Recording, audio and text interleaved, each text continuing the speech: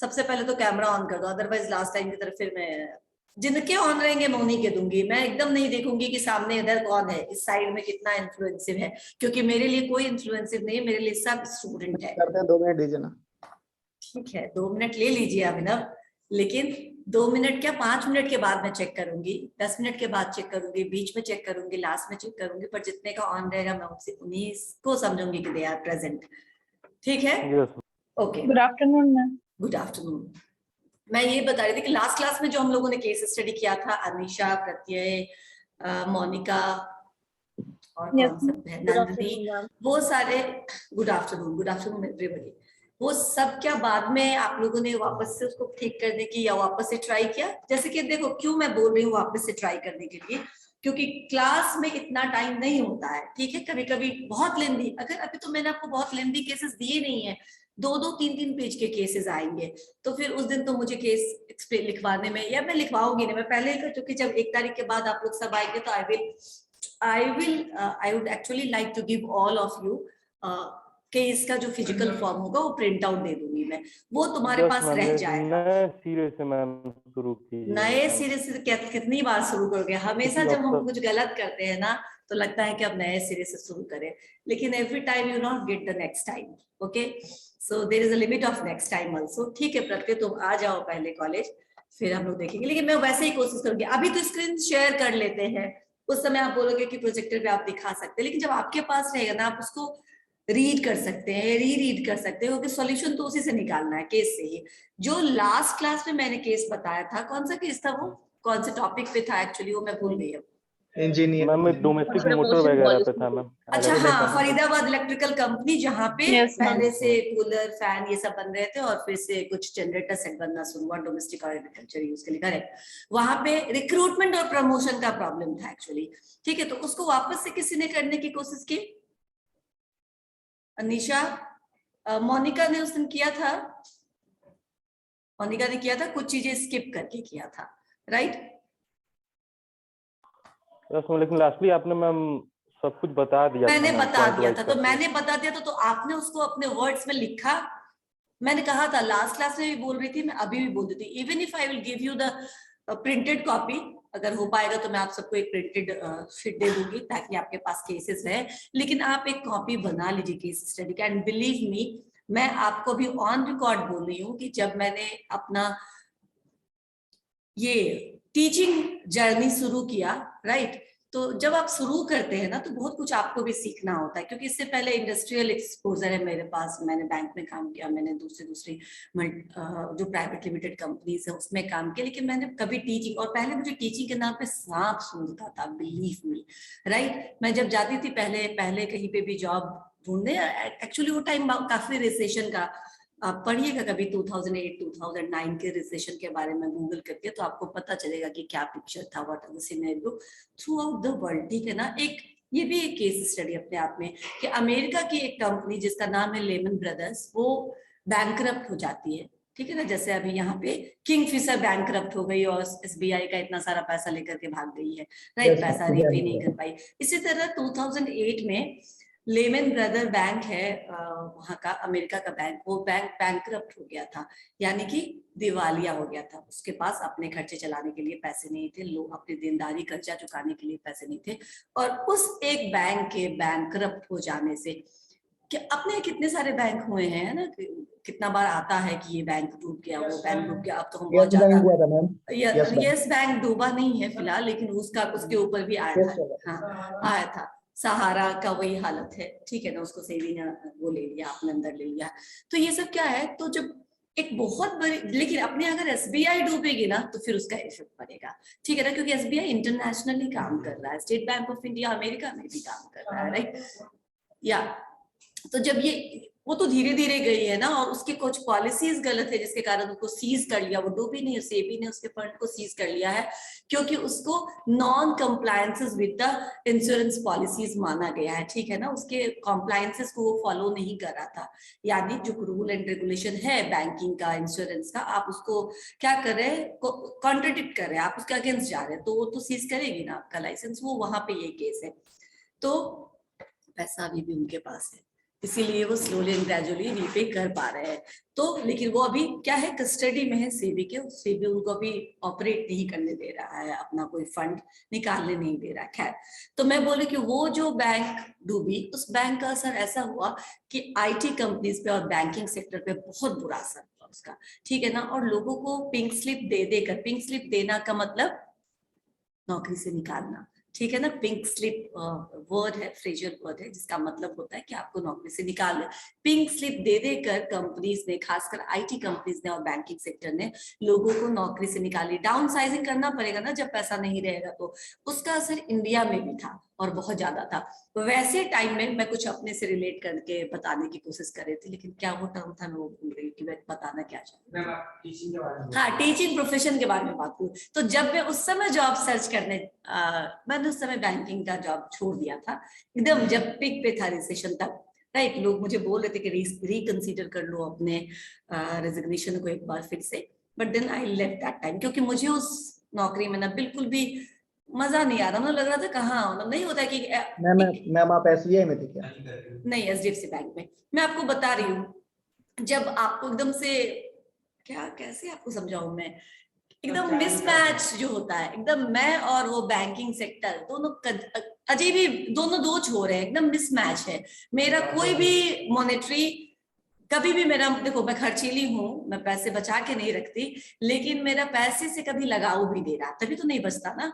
अगर लगाव रहता तो मैं बहुत सेविंग मोड की होती, कम खर्चा करती, मैं बस जो रहता खत्म, उसके बाद नहीं है तो हम खा, उसमें भी मुझे कोई प्रॉब्लम नहीं है। तो मेरा कोई मॉनेटरी मैनेजमेंट नहीं होता है, ये मेरा प्रॉब्लम है।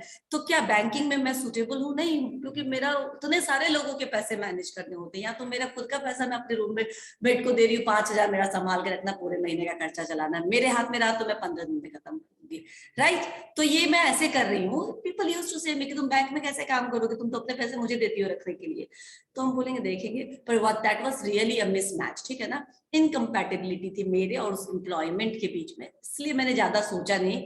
क्योंकि रोज ही आप उठते हैं और अगर आप इस साउंड के साथ जाते हैं कहीं पे भी काम करने की, तो वापस से जाना पड़ेगा, तो वो नहीं, आप ज्यादा लंबा उस चीज को नहीं चला सकते। Every day I wake up with the same sound की, मतलब कहाँ जाना है, यहाँ आने के लिए फ्रेश रहती हूँ, कॉलेज जाना है और कुछ नहीं तो कुछ लोग श्रोता मिल जाएंगे, उनको कुछ ना कुछ मैं बता करके आऊंगी। वहां पे ऐसा कुछ नहीं था, तो वहां पे सुनना पड़ता था, राइट। बहुत सुनाते थे वहां के कस्टमर्स, और मैं नई नई, उतना समझ में नहीं आता था, तो मुझे बहुत अजीब था। Then I quit that job, started searching job. उसका सर्च करते करते पूना से दिल्ली पहुंच गई, और फिर मैं जैसे तैसे जो भी XYZ जो भी कंपनी होती थी सब में अप्लाई कर देती, क्योंकि घर वाले को बताया नहीं था कि आई क्विट द जॉब, ठीक है ना।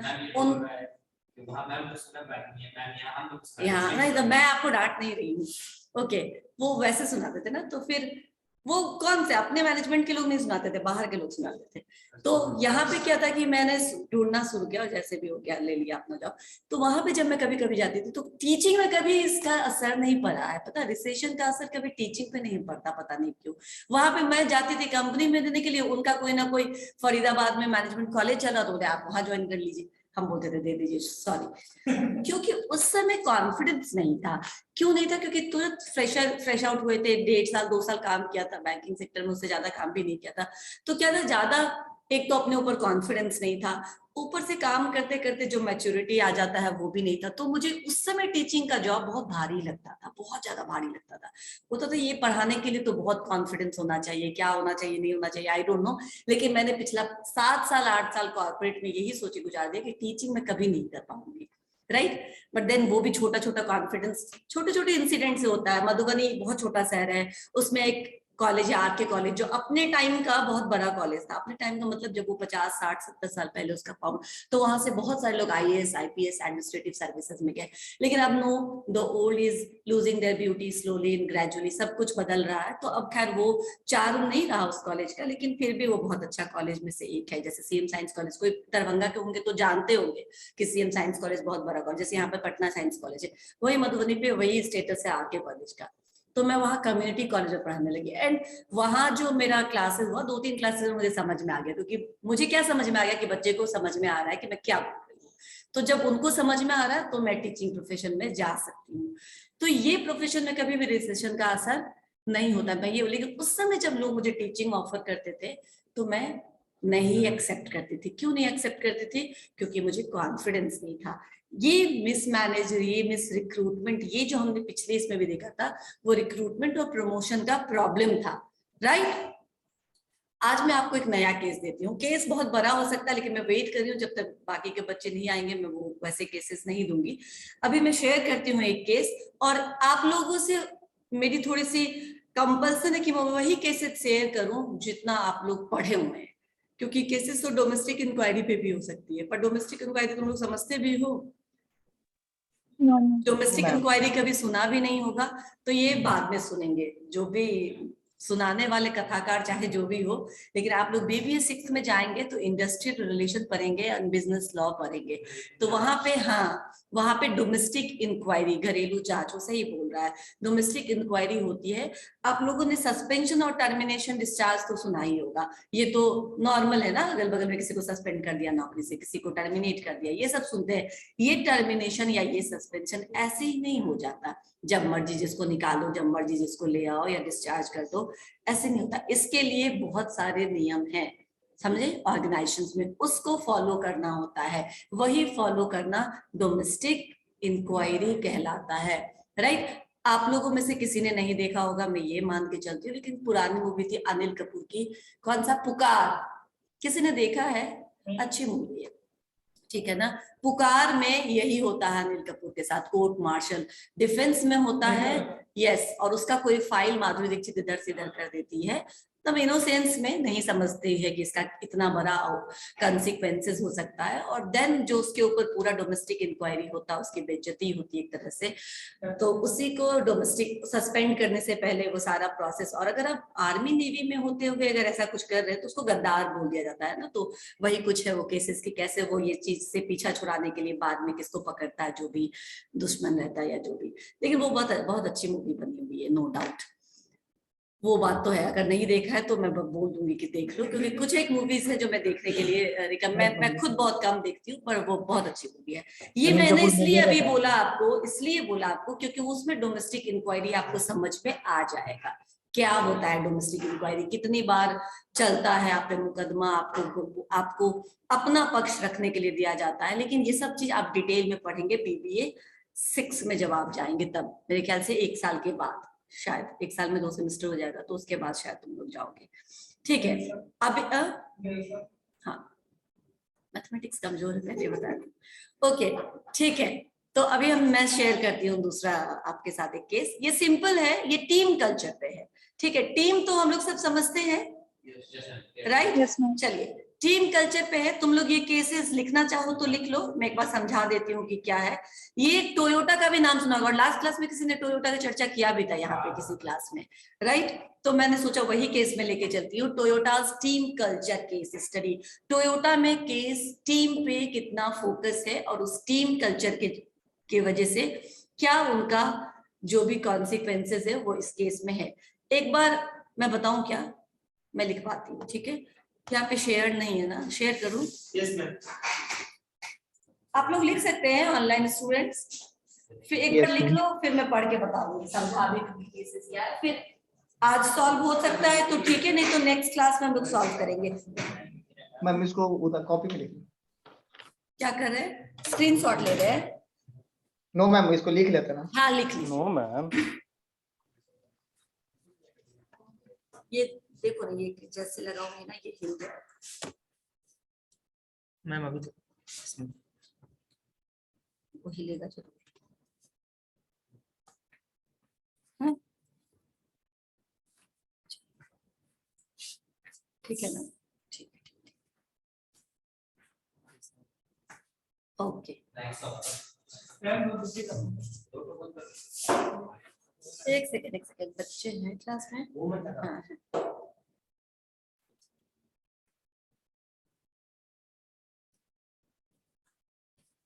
अच्छा वो भी ठीक है।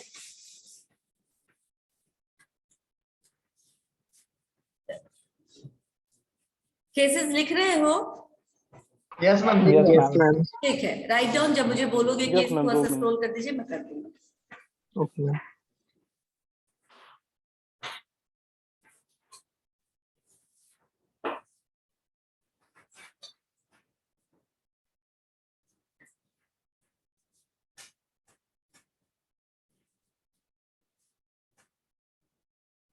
फिर मैं हट जाती हूँ, तुम लोग वैसे रहने दो।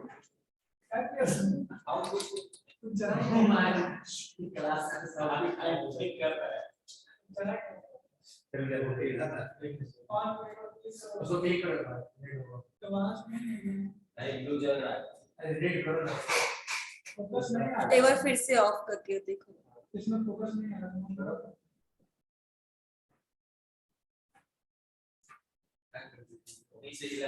चालू आवाज कर रहा इसका फोकस नहीं आ रहा। नहीं, यहाँ तो आ रहा है, यहाँ तो है, यहाँ कनेक्टेड है। उसको बंद करो ना।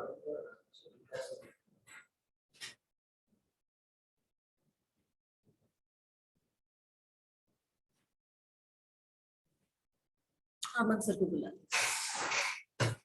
उनका रुक जाओ। सबसे बेटर ऑप्शन कर सकते हो। हाँ।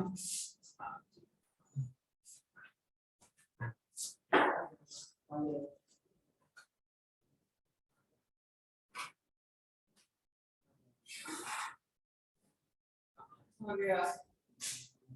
मुझे तो हाँ धीरे धीरे आ रहा है, सही।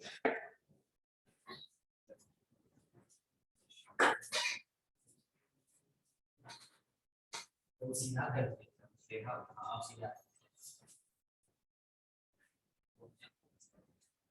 लिखो लिखो, आ गया ना, लिख लो।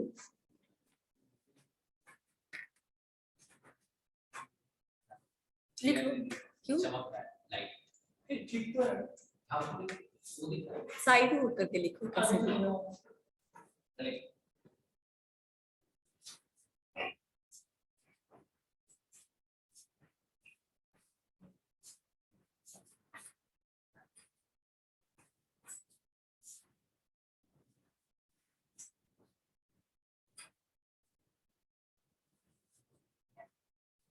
पूरा दिख रहा है हाँ, फेस तो पूरा भरा ही है।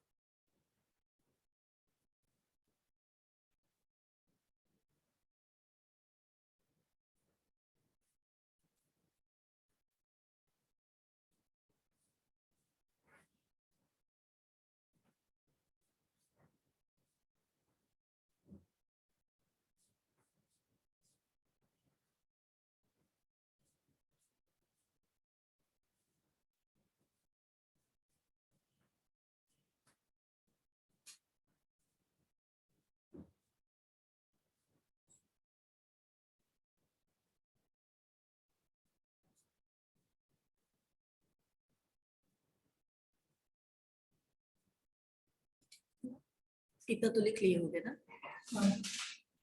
अभी जहाँ पे हो वो है ना तुम्हारे सामने? ठीक।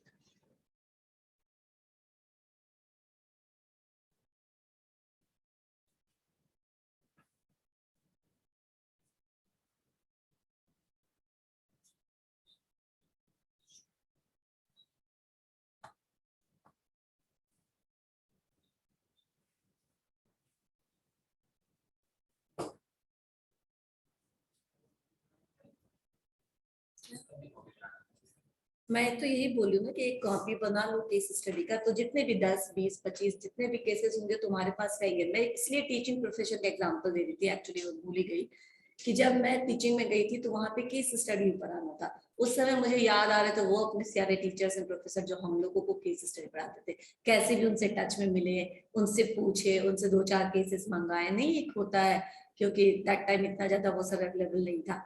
बट देन आपको ये सब नहीं देखना पड़े, ठीक है ना? जब आपको मान लीजिए किसी को केस स्टडी समझाना है, अपने जूनियर को बताना है, किसी को बताना है, तो रेडियली अवेलेबल केस है, सिंस डिस्कशन हो रहा है तो तुम्हें सोल्यूशन पता रहेगा और तुम बाद में सॉल्व भी कर रहे हो, तो तुम किसी की हेल्प कर सकते हो। बाद में तुमको ऐसा नहीं लगेगा कि कहीं उसे हाथ पैर मारने की जरूरत है।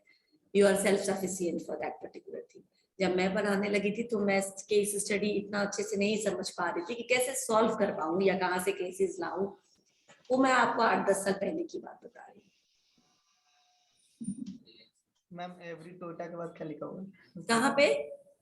नीचे में ma'am every Toyota employ no. हाँ ठीक है, इसका मतलब थोड़ा सा यहाँ पे गलती से लिखा हुआ है, मैं बता दूं। No, we want to show everybody in the company is the hero, ठीक है ना?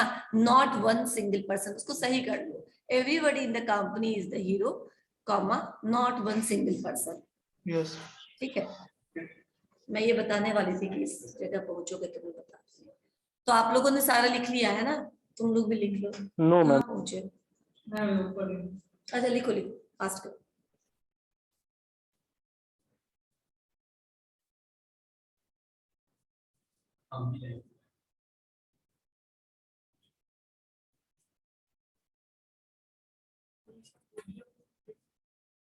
भेज दूंगी, जो है मेरे पास लिखे हुए वो भेज दूंगी।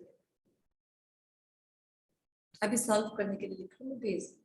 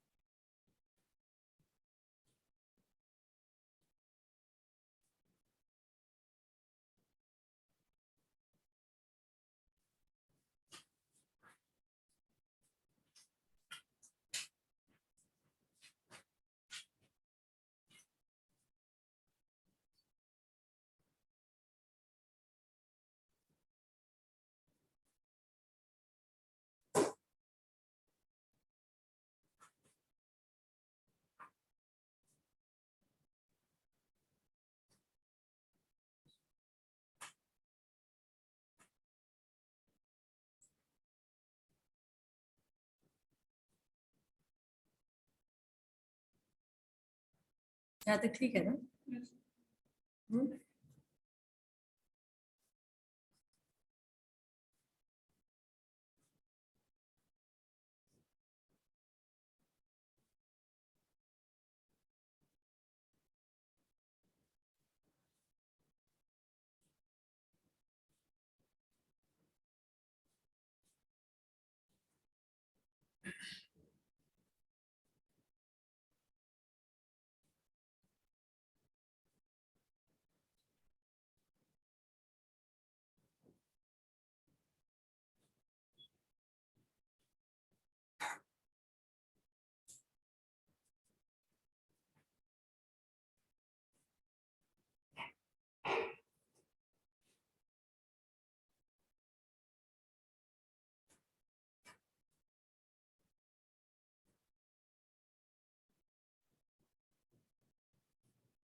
हो जाए तो बता देना मुझे।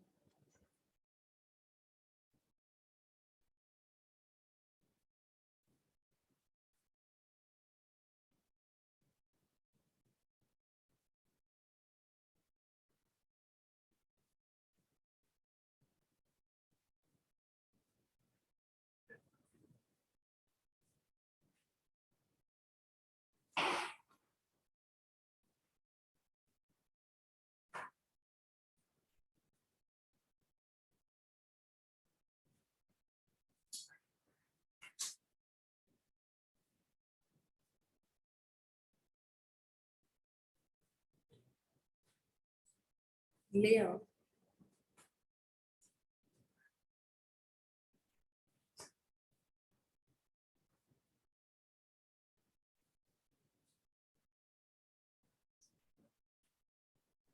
हो गया मैम। ठीक है।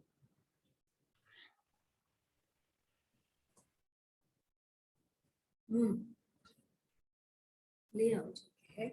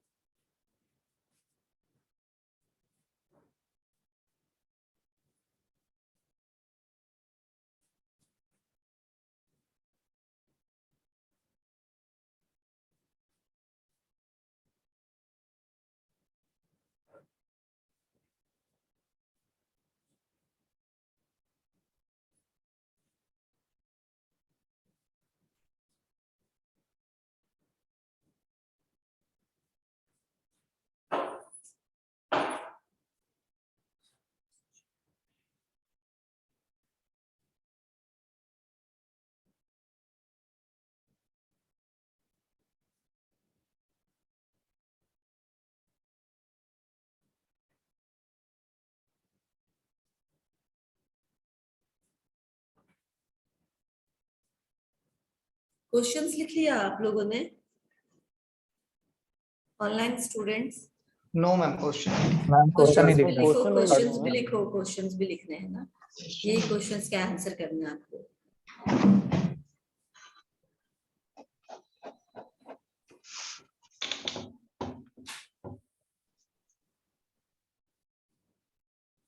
मैम थोड़ा सा और स्लाइड कर दीजिए ना, इधर क्वेश्चन कट जा ओके रहा है। ठीक सॉरी है, मैम। ठीक है। थोड़ा अभी ठीक स्क्रॉल है? कर। अभी ठीक है?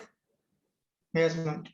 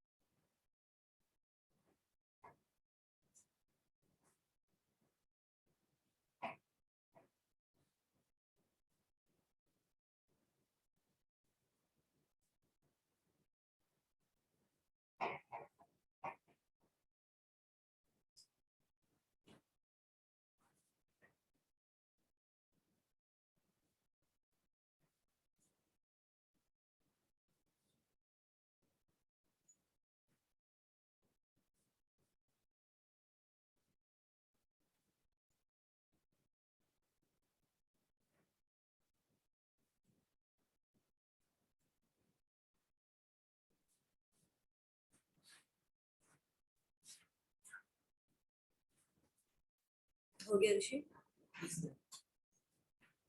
चलिए, मुझे लगता है अब सबका हो गया होगा।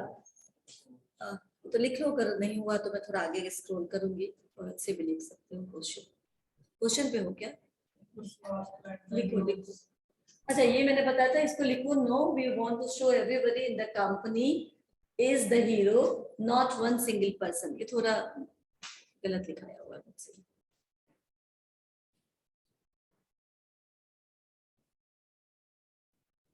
ठीक है, अब क्वेश्चन उतारो। ठीक है, मैं एक बार आपको केसेस बता रही हूँ, एक्सप्लेन कर रही हूँ। ठीक है, मैं आपको बता देती हूँ कि ये केस क्या है। टोयोटा का ये केस है। जैसे कि बहुत सारी कंपनीज में क्या होता है कि कल्चर होता है, कंपनी कल्चर। आप लोगों ने अगर नहीं पढ़ा होगा, ओबी में था कंपनी कल्चर, पढ़ा है आप लोगों ने या नहीं? Ma'am organisation culture. Organisation culture यही कंपनी कल्चर है ना? यस ठीक है, the organisation culture is company culture. ठीक है ना? हर एक कंपनी में, मैं लास्ट क्लास में भी आप लोगों को बताई थी कि बहुत कुछ होता है कंपनी कल्चर के नाम पे। जैसे हम इक्विटी शो करते हैं, मैंने आपको गोदरेज के कैंटीन वाला एग्जांपल दिया, मैंने आपको क्यूबिकल वाला एग्जांपल दिया कि बहुत जगह क्यूबिकल्स होते हैं, कोई चैम्बर नहीं होता किसी के लिए, ताकि वो इक्विटी शो कर सके, या वो हमारे यहाँ कोई डिस्क्रिमिनेशन नहीं है, ये सब शो करने के लिए कंपनी का अपना कल्चर होता है। वो उनके विजन मिशन स्टेटमेंट में भी रहता है। ये भी आप लोगों ने देखा, जो कल्चर उनका होता है। एक्चुअली मैंने आप लोगों को एक सूता का केस बताया था, याद है? जब हम लोग पीपीएम पर रहते तब, सूता is a new business started by two sisters. जो बताए थे वही ना? हाँ बिल्कुल, Yes, दो ma'am, सिस्टर। तो वहां पे भी अपना कल्चर है। They actually very proudly showcase the culture of that they believe in their people. Believe in their people यानी जो उन्होंने हायरिंग की है, वो पहले हायरिंग ही करते हैं इस बेसिस पर, ना कि मुझे जरूरत है तो मैं किसी को भी। 2-2.5 साल तक, 3 साल तक उनके कंपनी में कोई भी हायरिंग नहीं हुई थी कुछ किसी खास लेवल पे। जैसे कि वो साड़ी में है तो डिजाइनिंग का बहुत सारा होता है ना, कि फैशन डिजाइनर हो या इस तरह के लोग हो, मार्केटर हो, ऐसे किसी को उन्होंने हायर नहीं किया। Both the sisters are taking care of different things. Even उन्होंने मॉडलिंग भी खुद किया, क्योंकि उनका बिलीफ ये था कि जब तक वो लोग हमें नहीं मिलते हैं जो आउट ऑफ इंटरेस्ट हमसे जुड़े, ठीक है ना, जैसा हमारा सोच है इस सूता कंपनी को स्टार्ट करने से पहले, वैसे ही सोच के लोग मुझे मिलते जाएंगे और वो मेरी कंपनी में जुड़ते जाएंगे। मैं बस क्योंकि किसी को पैसे चाहिए, क्योंकि किसी को एम्प्लॉयमेंट चाहिए, और क्योंकि हमें लोगों के असिस्टेंस की जरूरत है, हम किसी को भी हायर नहीं करेंगे। तो पहले वो when they are hiring they will ask क्यों आप ज्वाइन करना चाहते हैं, आपका इंटरेस्ट एरिया क्या है, ये सब वो आपसे पूछते, ताकि वो देख सके कि मेंटालिटी मैच हो रही है कि नहीं। किसी भी तरीके से बेचना इज नॉट देयर मेंटालिटी। उनको अपने प्रोडक्ट को कोर में रख करके क्वालिटी के साथ जो बनाने वाले लोग होंगे, जो होता है कि किसी का इंटरेस्ट ही उसी में है, राइट? डिजाइनिंग में इंटरेस्ट ही है, मार्केटिंग में इंटरेस्ट ही है, एडवर्टाइजमेंट में इंटरेस्ट ही है, तो उसी तरह का काम करना वो चाहते हैं, इसीलिए वो उसको हायर कर रहे हैं। तो ऐसे लोग क्या करते हैं, पीपल कल्चर में बिलीव करते हैं, यानी अपने पीपल पे बहुत ज्यादा ट्रस्ट, बहुत ज्यादा डिपेंडेंस, और उनको ग्रोथ पे, पूरी कंपनी के ग्रोथ को देखते हैं, राइट? टोयोटा भी एक वैसा ही कल्चर है, ठीक है ना? टोयोटा के बारे में आपने ओबी में ही पढ़ा होगा, मैं आगे ओबी की ही जिक्र करती हूँ क्योंकि आप लोग वही सब पढ़ के आए हैं अभी। काइजन रूल्स पढ़ा होगा, उसके बाद टोटल क्वालिटी सर्कल पढ़ा होगा, या फिर 6 सिग्मा मेथड पढ़ा होगा। पढ़ा है ये सब कुछ भी? हाँ, क्वेश्चन पूरा लिख लिया है ना पीछे से? अच्छा, ये मैंने हटा भी दिया है, ठीक है। ये सब पढ़ा है ना? 6 सिग्मा जानते होंगे आप, अगर नहीं भी जानते हैं तो जान लीजिए, राइट डाउन दीज पॉइंट्स, ये आपको आना चाहिए। काइजन मेथड, टोटल क्वालिटी या क्वालिटी सर्कल इसको बोलते हैं, TQM भी बोलते हैं, टोटल क्वालिटी मैनेजमेंट। ये सब जापानीज टेक्नोलॉजी, मुझे लगता है मैंने इस क्लास में ये सब बोला हुआ है कभी, आप लोग को नहीं लग रहा ना? पर मुझे लग रहा है कि मैंने इसी क्लास में टोटल क्वालिटी मैनेजमेंट के बारे में, चाहे वो HRM का क्लास रहा होगा, आई डोंट रिमेम्बर, लेकिन मैंने बोला हुआ है। ऋषि किधर हो? नहीं याद है। काइजन नहीं याद है, 6 सिग्मा नहीं याद है। ये सब टोयोटा एक्चुअली अपना प्रोडक्शन 6 सिग्मा मेथड पे करता है, और 6 सिग्मा तुम लोगों से कोई भी पूछ लेगा क्या होता है, तो 6 सिग्मा एक मेथड है जिससे प्रोडक्शन जहां पे होता है वहां पे 0.00004% ही बस एरर अलाउड होता है। समझ में आया? कितने कम एरर पे ये काम करते हैं? यस, बताया था मैंने किसी क्लास में, मुझे याद है, वो जानने की फितरत है आपकी, पर मुझे याद है कि मैंने ये सब बताया था। तो ये जो TQM है, ये जो सिक्स सिग्मा है, ये जो टोटल क्वालिटी मैनेजमेंट है, इसको क्वालिटी सर्कल के रूप में भी आप समझ सकते हैं। ये सब कहीं ना कहीं आपको HRM में भी आएगा, ठीक है ना, OB में भी था ये थोड़ा बहुत पढ़ने के लिए, और आगे भी कभी आएगा। तो लेकिन आप जानिए, क्योंकि मैनेजमेंट के स्टूडेंट को ये सारे टर्म पता होना चाहिए कि क्या है टोटल क्वालिटी मैनेजमेंट। नाम से ही पता है टोटल क्वालिटी मैनेजमेंट, यानी एक एक क्षेत्र में कोने कोने से, ठीक है ना, जितना भी है यहाँ पे प्रॉब्लम, उन सब में क्वालिटी इंप्रूवमेंट करके हर एक जगह पे क्वालिटी इनहांस करना है। टोयोटा एक्चुअली उसी फिलॉसफी पे बिलीव करता है, राइट। तो टोयोटा का क्या फिलॉसफी था, अभी हमने देखा है कि वो टीम कल्चर पे बहुत ज्यादा बिलीव करता है, क्योंकि तभी वो काइजन कर सकता है, तभी वो सिक्स सिग्मा मेथड कर सकता है, या फिर हर एक क्षेत्र में क्वालिटी सर्कल या TQM तभी कर सकता है जब वो टीम बना करके काम करेगा। और ये टीम हमने एक जगह देखा था MBO में भी, जहां पे मैनेजमेंट और एम्प्लॉइज दोनों मिलकर के अलग अलग एरिया में अलग अलग प्रॉब्लम को सॉल्व करने के लिए ऑब्जेक्टिव सेट करते हैं, और फिर उस ऑब्जेक्टिव्स को कैसे अचीव करें ये भी employer and employees, management and employees दोनों मिलकर के उसके लिए प्लान भी करते हैं। MBO तो याद होगा ना, मैनेजमेंट बाय ऑब्जेक्टिव्स, राइट, वो भी यही है। तो इसमें क्या है, मैं एक बार इसको पढ़ के आप लोगों को बताती हूँ कि क्या क्या केस कहना चाह रहा है और आपसे क्या आंसर ये सीख कर रहा है।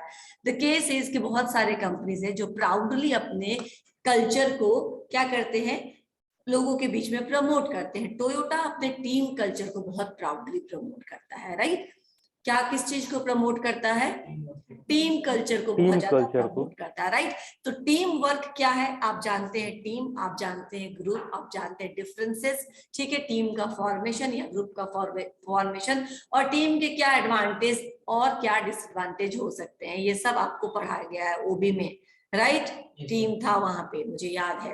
तो टीम वर्क टोयोटा का कोर वैल्यूज है, और ये कोर वैल्यूज बनाने के लिए क्या है, ट्रस्ट है, कंटिन्यूअस इंप्रूवमेंट है, टीम थिंकिंग, ठीक है ना, इंडिविजुअली आप क्या कर रहे हैं, नहीं टीम में कैसे हम चलेंगे, स्टैंडर्डाइजेशन यानी कि फिक्स करना बेंचमार्क को, इनोवेटिव होना और किसी भी प्रॉब्लम को सॉल्व करना। कैसे, एक मैनेजमेंट या टॉप लेवल मैनेजमेंट नहीं डिसाइड करती इन सब चीजों को, कौन डिसाइड करता है, तो डिफरेंट लेवल्स ऑफ मैनेजमेंट साथ में मिलकर के डिसाइड करती है। टीम समझ में आया कि कैसे हम now we are acting as a team. Again जो फर्म्स का जो वैल्यू स्टेटमेंट है वो भी अपने आप में टीम को दर्शाता है।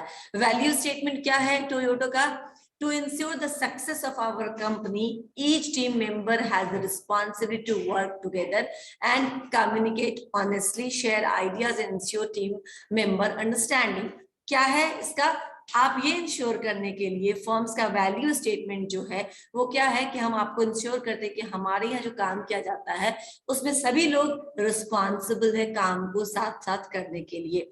वो आपस में कम्युनिकेट कैसे करते हैं, तो ऑनेस्टली कम्युनिकेट करते हैं, आपस में आइडियाज को, ओपिनियन को शेयर करते हैं, और ये टीम कल्चर है कि so how does Toyota's culture reflects its emphasis on team work. इस स्टेटमेंट से आपको पता चलता है कि वो कैसे अपने टीम वर्क को क्या करती है, शोकेस करना चाह रही है, क्योंकि वो बिलीव करती है इस कल्चर पे। उसके बाद फर्स्ट क्या है, ऑल्दो इंडिविजुअल, आपको मैंने बताया था कि आपने 3-4 तरह का पढ़ा होगा कि किस शहर में या किस देश में, कंट्री वर्क कल्चर जब आपने पढ़ा होगा या क्रॉस कल्चर पढ़ा होगा, तो क्रॉस कल्चर में कुछ ही एग्जांपल के साथ दिया हुआ है आपके बुक में या OB में, शुरू में ही इनिशियली ही इंट्रोडक्शन में ही ये सब दिया हुआ है कि कहाँ पे किस तरह का बिलीफ है। जैसे हमारे यहाँ इंडिया में we are not ego centric, we are not money centric, ठीक है ना, हम ज्यादा परिवारवाद में, फैमिली में और फैमिली टाइम में बिलीव करने वाले, लेकिन देखा है बाहर कलेक्टिव अप्रोच में बिलीव करते हैं हम लोग, है ना, संयुक्त परिवार का हमारे यहाँ इसीलिए कॉन्सेप्ट है ना। तो हमारा कल्चर ये है, और वेस्टर्न कल्चर जो है वो बहुत इंडिविजुअलिस्टिक होता है, यानी अपनी ग्रोथ से मतलब होता है, बाकी किसी के ग्रोथ से मतलब नहीं होता है। लेकिन यही दिया गया कि even if this is the fact about the western culture कि वहां पे क्या है, इंडिविजुअलिज्म को प्रमोट किया गया वहां के कल्चर में, लोग वैसा मानते हैं। लेकिन टोयोटा में इसको क्या किया गया, इसको इग्नोर किया गया। क्यों इंडिविजुअल नहीं, किसी एक को ग्रोथ मिले, ठीक है ना, किसी एक को प्रमोशन मिले, ऐसा नहीं, टीम स्पिरिट से काम हो, ठीक है ना, टीम को ग्रोथ मिले, टीम अच्छा करे तो पूरे के पूरे टीम को रिवॉर्ड मिले, टीम बेस्ड इंसेंटिव्स होते हैं ना, Yes, तो madam. वो हम करें ताकि एक पूरा का पूरा टीम काम करने के लिए रेडी हो। तो वहां पे इंडिविजुअलिज्म को इग्नोर किया गया है और कलेक्टिव अप्रोच पर एम्फसाइज किया गया है। ये फर्स्ट पॉइंट है। इसके बाद सेकंड पॉइंट क्या है यहाँ, ठीक है, दिख रहा है। ये तो है। सेकेंड पॉइंट है बिफोर हायरिंग टोयोटा टेस्ट, क्या टेस्ट करता है, मैंने आपको हमेशा बोला है, आप लोगों ने प्रेजेंटेशन दिया था टीम में, और आपको मालूम है टीम के साथ कोऑर्डिनेट करना कितना मुश्किल होता है, कई बार लपड़ झपड़ तक हो जाता है बिहाइंड द पर्दा, ठीक है ना, बिहाइंड द कर्टन आप लोग आपस में लड़ भी लेते हैं, ठीक है ना, लेकिन वो सामने नहीं आते देते। क्या मतलब है इसका? इसका मतलब है कि टीम में काम करना बहुत आसान नहीं है, लेकिन आप इंडिविजुअली काम कर नहीं सकते। तो आपको आसान जो नहीं है उसको इजी वे में यहाँ पे ट्रांसफॉर्म करना पड़ेगा, काम करना पड़ेगा, क्योंकि कोऑर्डिनेशन में, कोऑपरेशन में, थॉट प्रोसेस में सबके डिफरेंसेस है। आप इतने डिफरेंसेस, डिफरेंट बैकग्राउंड के लोगों को एक टीम में डाल रहे हैं तो टीम से काम कराना चैलेंजिंग होता है, राइट। इसीलिए जब आपका जैसे हमने डिफरेंट राउंड्स ऑफ सिलेक्शन देखा है ना, कि पहले प्रिलिमिनरी राउंड होता है, या फिर एप्लीकेशन ब्लैंक हुआ, फिर आपका इंटरव्यू हुआ, फिर आपका जीटी हुआ, फिर आपका सिलेक्शन बैकग्राउंड जो है चेक होता है, फिर फाइनल सिलेक्शन होता है। उसी तरह से क्या है, उसी तरीके से क्या है, यहाँ पे आपको यहाँ पर एक राउंड इस भी चीज का होता है कि आप टीम के साथ कितना ज्यादा इंक्लूड होकर के, टीम के साथ इन्वॉल्व होकर के काम कर सकते हैं या फिर काम नहीं कर सकते, इसका भी एक टेस्ट होता है। समझ में आया? ये टेस्ट भी आपको पास करना पड़ेगा टोयोटा में, क्योंकि कोलैबोरेटिव अप्रोच है, क्योंकि मिलजुल करके काम करने का तरीका है।